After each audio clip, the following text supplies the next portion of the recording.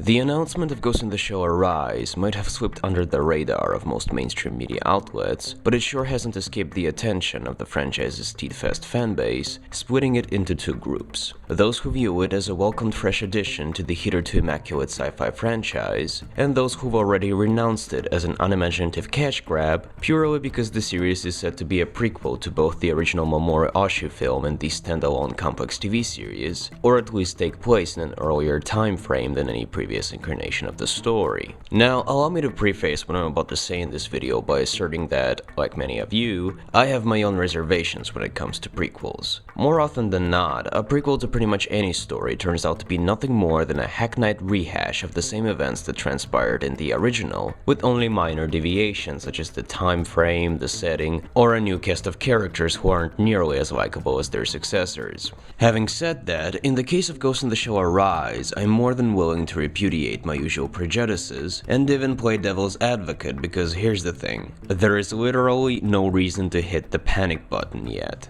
First of all, there is still a good half year before the new series is released in theaters in Japan, so until then, anything anyone says in relation to Arise is based purely on their pre-existing biases or expectations, and thus can't be perceived as a valid estimation of its actual contents or quality. Second, a nearly ubiquitous complaint among the opponents of the new series seems to be the fact that Ghost in the Shell Arise intends to bring Motoko Kusanagi's mysterious past to the forefront, thus dispelling the character's main allure. Now, I will concur that the Major has always been somewhat of an enigmatic figure, regardless of which incarnation you prefer best. But is it really her indistinct past that makes her such a fascinating character? Maybe to some, yes, but personally I was always more interested in the Major's inner world than anything else. Just what goes through this woman's mind as she intrepidly leaps into action, putting her and her teammates' life at risk for her country. It's not so much about what happens to the Major, you see, but rather about how she feels about the transpiring events, how she reacts to them, what decisions she makes. I mean, not to say that Motoko Kusanagi isn't a total badass and one of the few examples of strong female characters in Japanese animation, but come on people, there's more to the character than just that.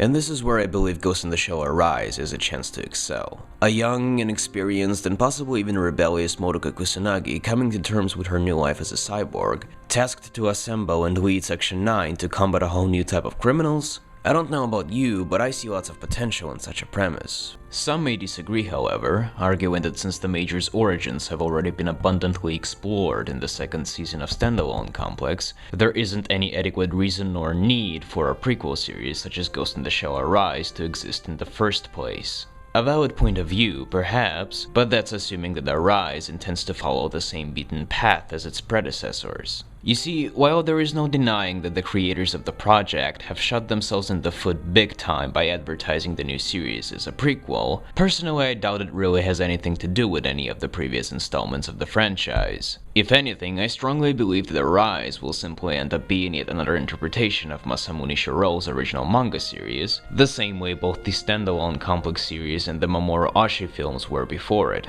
As such, it is entitled to take whatever liberties it deems necessary, because it's an entirely new story, new world, new Major. And hey, if such a perspicacious interpretation of events still hasn't managed to lay to rest your qualms about the upcoming series, then let me put it this way. Even if Ghost in the Shell Arise turns out to be an atrocious pile of crap not worthy of the Ghost in the Shell title, that's still no reason to set your Motoko Kusanagi themed love pillows on fire, people, because guess what? You can always just write the new series off as some failed what-if type alternative universe story that isn't at all connected with any previous, infinitely more superior installment of the franchise. So, you know, have some patience, approach the new series with an open mind once it's out, and if Arise does turn out to be nothing but insufferable melodramatic teenage crap not worthy of the Ghost in the Shell title, then you have my official blessing to hit me up 6 months from now and tell me to go fuck myself. Get live!